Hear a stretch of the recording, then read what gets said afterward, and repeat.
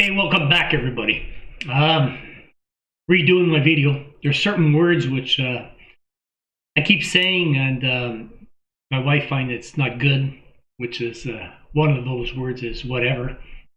If it's a context, it's okay. I don't have to put $1 in the jar.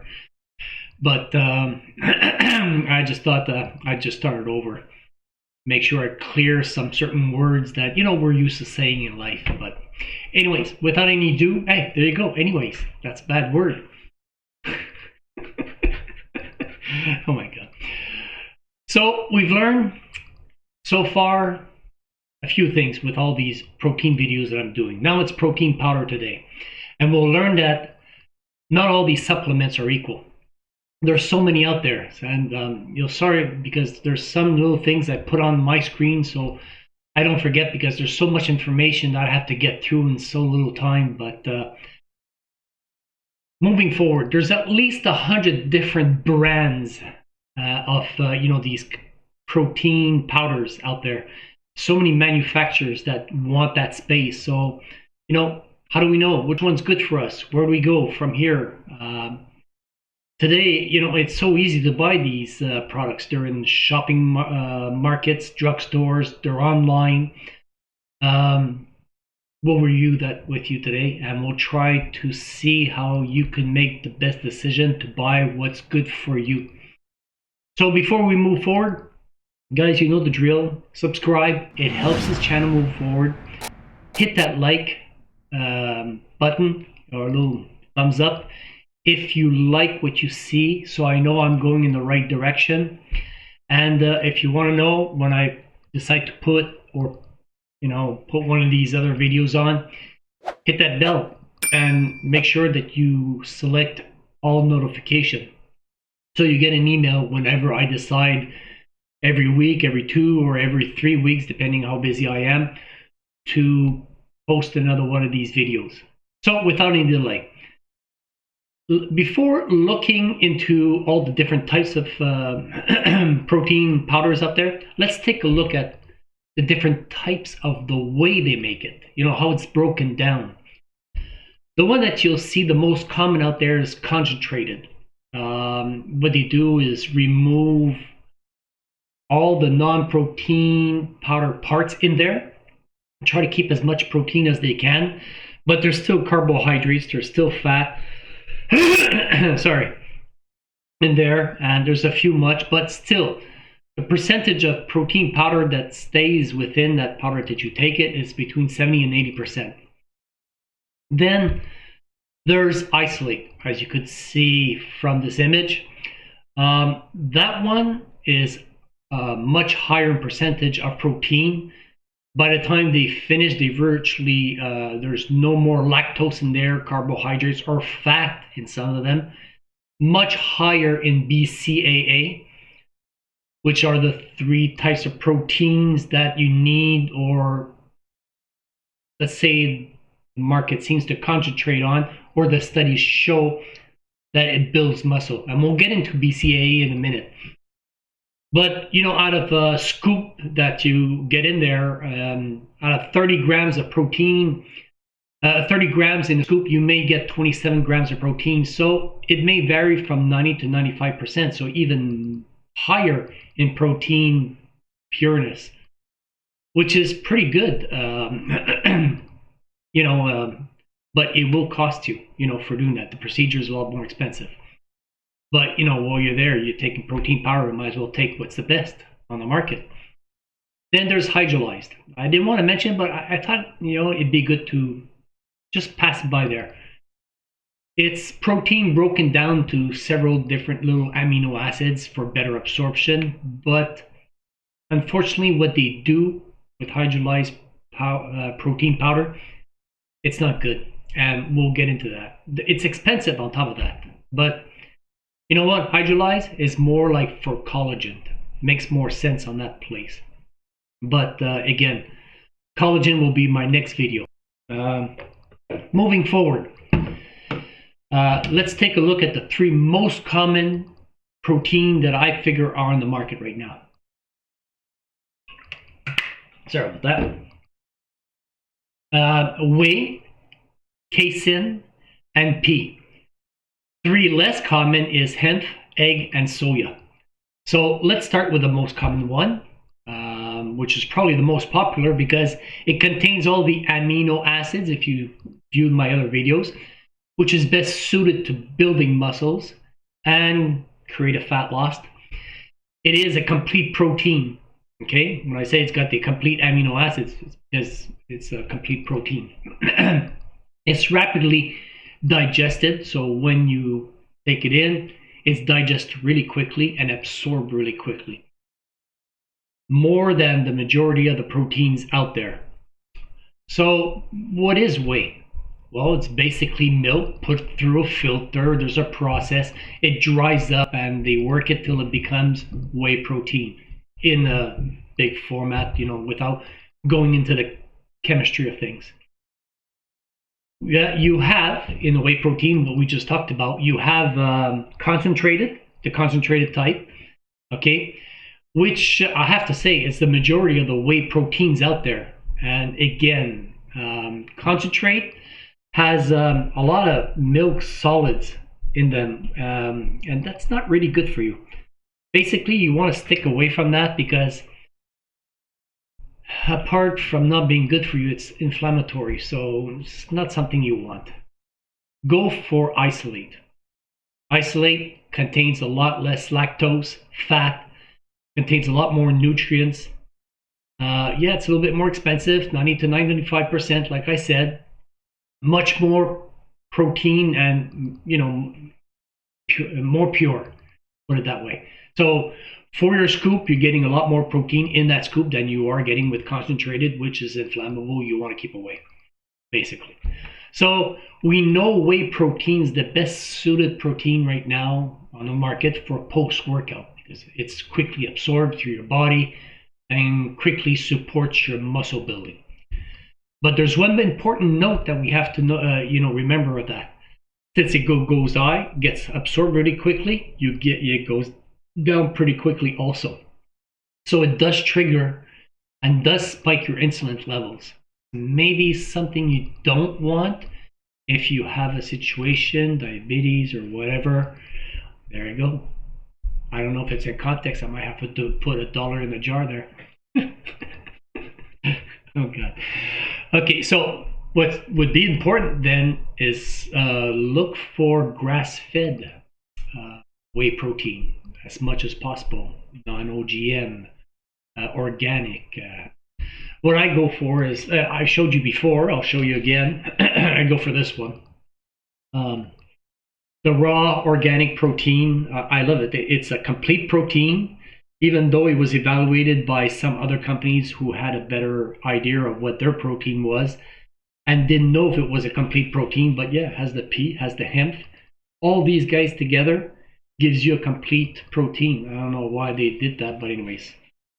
Organic, non-GMO, contains 4 grams of BCAA, which I'll get into a minute because, between 3 and 6 is what is required.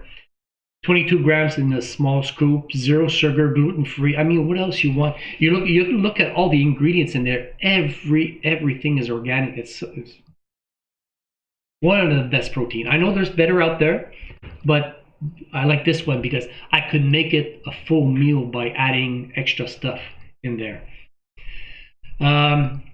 Let's jump into the second one really quickly. Casein. Main protein that you will find in milk, but it's very slowly digested, in your stomach, in your body, liver, everything. That's why casein doesn't make it very good protein for an after workout exercise. That's what they say. Do I agree? You look at the latest values, case studies on how your body recuperates after a workout, and everybody tells you within 15, 20 minutes you got to take your protein and so your body absorbs. No, that's not true. It goes all the way up to 24 hours. Between 4 hours, I think it's something like 60-70% that your body's looking for it. After 24 hours, it's like 106%. So I'm not going to throw all these values at you, but basically, yeah, take it within the hour or two. You got plenty of time for your body, because your body's going to use what you have already. Okay, so let's move on because we won't have time for the rest. Depending on the amount that you take, it could take from 4 to 6 hours to digest. Bodybuilder loves this because most of them used to take most of them do take casein protein powder because just before they go to bed.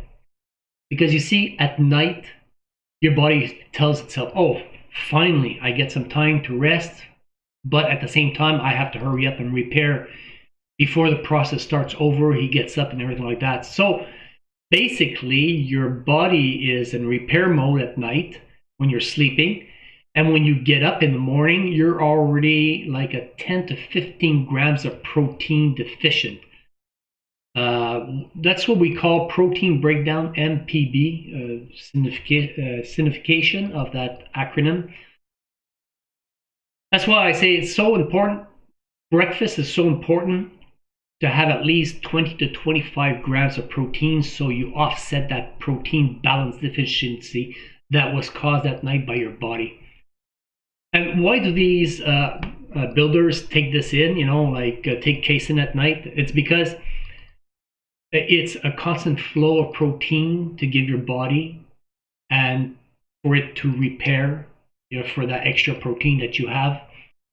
Because if it doesn't have that extra protein that you took during the day or hasn't, put it aside, well, it's gonna, if it doesn't have it, what does it do?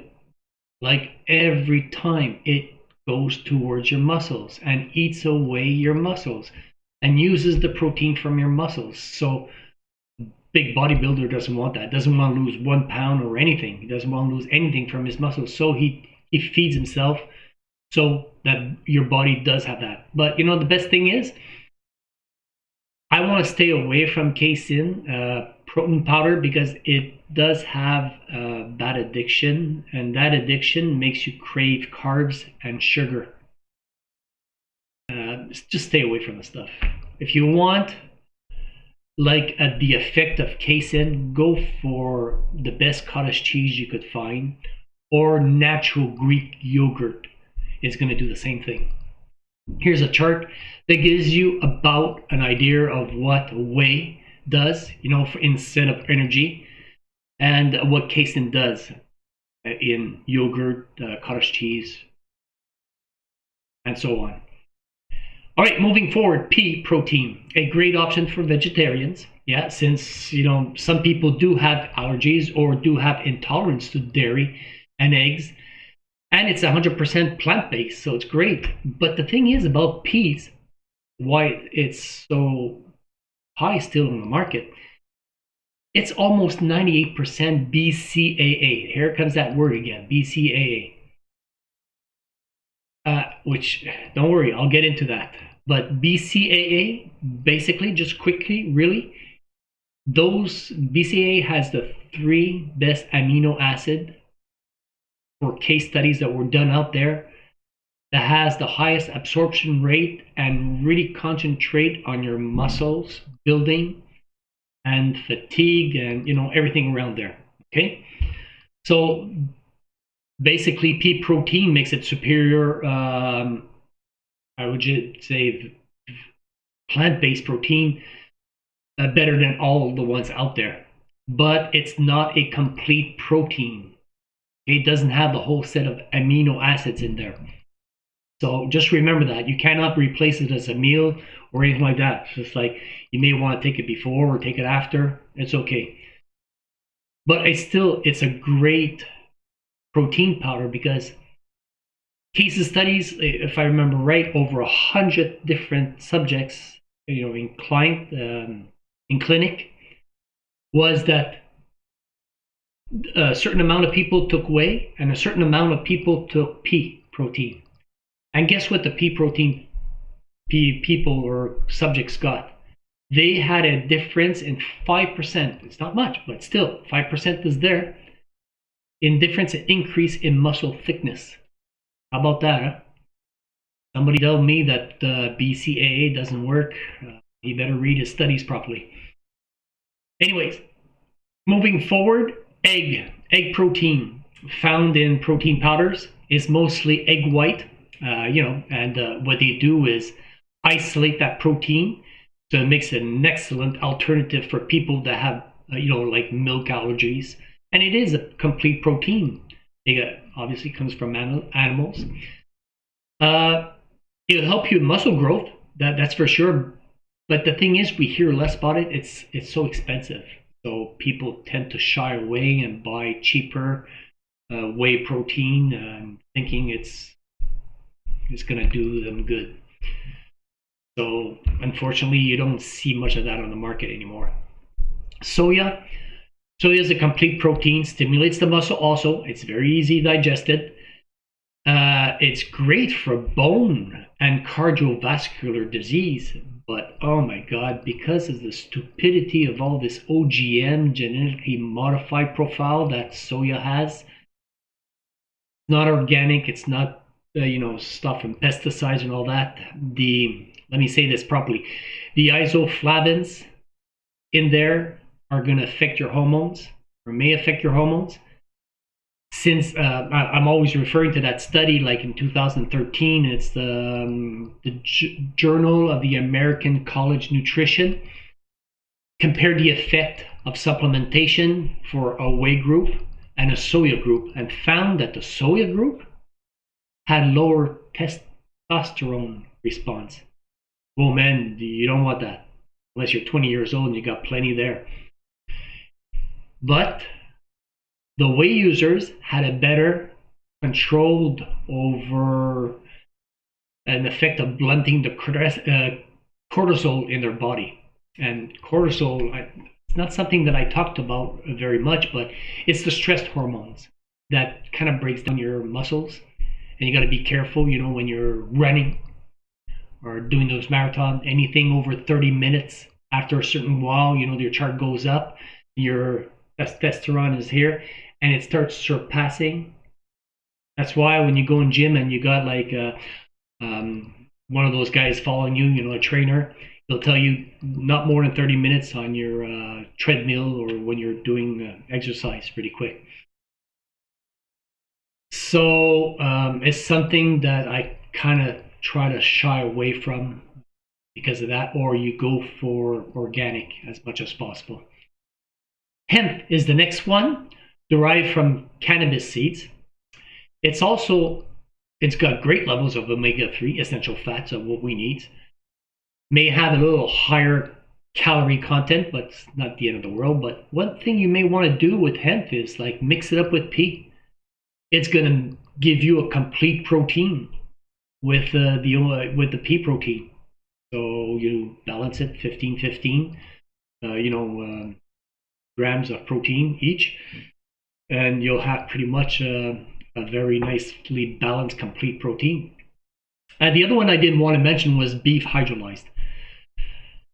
You may want to stay away from that because they throw in many parts of the cow that I don't want to even talk about here, and they fill it up with a lot of different amino acids, to make it look like it's a complete protein, which is not. Unfortunately, our machines today cannot see the differences in the complete protein, in the different type of proteins that you're using. So, you know what? Just stay away from that.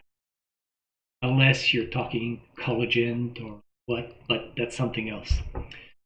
All right. Out of all this, which one do I suggest? Well, actually, none of them. Yeah, that's if you would eat perfectly balanced meals every day. But we sure know the answer to that. So if we have to make a choice, protein that tastes the best and is more affordable and is a great way to probably reach your daily target for that day, I stick with whey protein. Yeah, I had it myself. I struggled to get up there one day, a few days. Once in a while, we go see some people, we eat, we have a snack or whatever the case may be that we're doing that day. You see how I fit that whatever into a phrase, make it look good? Anyways, Um, I'm maybe lacking. I get back home, I'm 70 to 80 grams of protein for my day. I know I'm missing maybe 20, 25. What I do, grab a scoop, and just to reach my goal for that day. So my muscles will not lack and will have all the protein that they need. And not only my muscles, my skin, my nails, my hair, my eyes, my organs. Always talk about muscles, but don't forget, we're made out of protein everywhere. So whey is a great protein also for post-workout. Yeah, that little insulin spiking. Not all of them do it, but I use raw. That way, veg. I'm sure I don't get that with at least these types. Well, not as bad. Pea protein could be used for your pre or your post. I use it for my pre. I mix it up with different foods, quinoa sometimes, which is complete. I don't take the pea protein powder. I make it myself. I rather cook my own peas and do it. Are there any drawbacks? I was asked, with taking all these supplements. Is it bad for your liver and kidneys? No proof all the way up to 3 grams per kilogram, all the way to 4 times that they did some clinical tests and there was no problem with healthy people.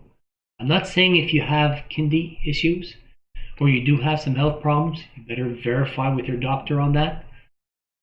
But with healthy people, there seems to be no issues with that towards your body.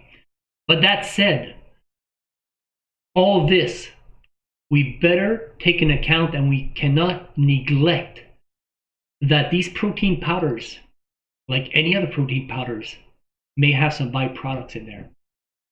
Contaminants, and things that you don't want in there. And this is why I follow a website, which I'll put below, which is called labdoor.com. Since they put their act together a few years ago, as they had some errors, and now they seem to be on the right track. They tell you, or they give a grade from A, B, C, D, and more, all the way to fail of a product on how much byproducts, metal or contamination there may be in those products. So it's good to know not everyone's on there, unfortunately. It would be nice to see almost all of the protein powders on there, but I guess they got their hands full with everything else. That said, BCAA, coming back to that, what is BCAA? Branched chain amino acid. That's what it means. Branched, chained, these different amino acids, which are 3 of them, which I list below. Those are really the 3 amino acids that we are always talking about that are like more concentrated on muscle tissue growth and repair. Okay, with the results that were shown between these different P and whey. The ISSN fact states that the BCAAs delay and offset fatigue a bit. But yeah, if you take a look at that, the BCAA, that's still an expensive jar to buy. And tell you the truth, they're in the proteins that we buy already. They're in the majority of our food that we eat already. Here, I'll give you a chart here. Take a look on the right-hand side where you see branch chain and you see the 3 amino acids in there. Take a look on the left-hand side, the essentials that you're supposed to eat every day, that you get in almost every protein powder out there. They're already in there. All of the maximum that you need, they're already included in there. Basically, this is my own belief. I don't believe you should supplement on them. Okay, unless you're like an athlete, the top edge, you're going for the Olympics and everything like that. But basically, you don't need them. And it's been known that athletes have been supplemented all the way almost all to 1,000%, some of them. That's scary what it could do to your body that much. So if you're eating properly and you're even supplementing on top of that with protein powder, I don't see the use of, bring in branch chain amino acids in there. My last comment, protein powder versus collagen supplement. Collagen is what I'm going to be talking on my next video. So we know collagen, despite of all its amazing benefits that it does, let's not forget it's not a complete protein. It's not a dietary complete protein. I'm repeating it. It's not something you say, hey, I got 10 grams in there. No, it's not the essential proteins, the essential amino acids in there. There's very specific amino acids in there, which are the glycine, proline, and hydroxyproline. I hope I'm saying all these words properly. These medical terms, sometimes I'm just wondering, hey, my name's glycine. I'm going to name this amino acid glycine. Just kidding. So sometimes it just boggles me. It's like some of these tritrophin, pythine, leucine. My God. Anyways, so those are the amino acids in collagen, really, to properly build your collagen and provide strength and structures to our body. In other words, collagen has its own unique amino acids and peptides, which I'll cover this in my next video. So when buying, what do you have to look at? What are good things to review? Well, between 3 and 6 grams, like I showed you before, this one where my finger is, okay, has 4 grams, so it's within the standard, so it's good for bodybuilding. It's right in the average. Has the 3 amino acids from the BCAA, but meaning it's got the 3 major amino acids to build muscles in there, the essentials. And we know many companies out there spike their protein. It's called protein spiking with amino acids like glycine, taurine, and they even add creatine to it. Even those ingredients or amino acids have their own benefits. They're not protein made to build muscles. So you ask me is if you're going to ask me, how do I know how to stay away from all this spiking? Well, look for leucine, a leucine content. Leucine content on whey, okay, whey protein, it would be about 10 to 11%. So that means if your portion you're taking is 25 grams, range from 2.5 grams and a little bit more of leucine in there. So roughly 10 to 11%. In the casein and soya, it would be a range of about 8%, a little bit less. And if you're really made to go for whey, beef, look for at least grass-fed if you can, versus grain-fed. Now I know grain-fed, OGM, pesticides, they eat it, you eat it. But let's stay realistic. If it's in Canada, beef, we don't have summer all time long, so we're going to eat grass-fed, but there's also going to be grain during the winter when they run out. I know we're always looking for that best amount of omega-3s in there with the grass-fed, but we do what we can. Other keynotes just before we turn this off, I finish, would be fillers. Fillers, you're going to get my list in my book, but we've talked about this in labels. Fillers that will cause gastric effects, they often cause bloating, and all that kind of effect, like glucose, fructose, dextrin. All these sugars, also ingredients, that will spike your glycine load. And if you got too much of it, will turn into stubborn fat around your belly and hinder also your progress because it's in the protein and it goes against the protein. Thickeners typically manufactured from, I say, soya or corn. These ingredients are so low in nutrition, and will give you the same thing: bloating, intestinal discomfort. That said, I'm leaving you with a chart which gives you a basic rate of absorption and digestibility in different proteins out there, just to show you how fast they are absorbed, how good the absorption is. So at least you're getting a good amount of it. And guys, if you like this video, you found it interesting, you see somebody taking protein powder, he has these questions, refer him, just like share the love, like they say, and subscribe, help this channel grow, and much appreciated. And we'll see you in the next video.